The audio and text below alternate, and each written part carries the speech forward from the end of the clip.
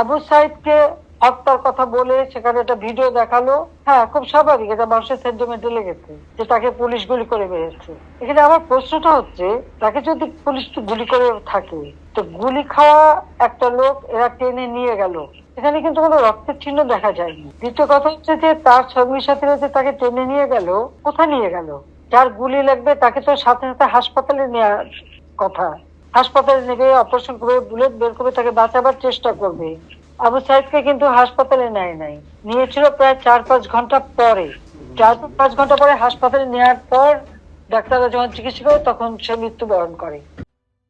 তার মাথায় আর একটা ভিডিওতে দেখা গেছে তার মাথা, ওরা যখন পুলিশকে ঢিল মারছে, সেও পুলিশকে মারতে মারতে এগিয়ে যাচ্ছে, তার মাথায় একটা ঢিল এসে পড়ে, সে মাথায় হাত দেয়। তাহলে প্রশ্ন যে এই একটা সেন্টিমেন্ট তুলে তারা যে এতগুলি জীবন নিয়ে খেললো, এর জবাব কে দেবে? আমরা যে জুডিশিয়াল কমিটি করে দিলাম এই হত্যা তদন্ত করতে, আজকে এটা জবাব চ্যানেলটি সাবস্ক্রাইব করে আমাদের সাথে থাকুন।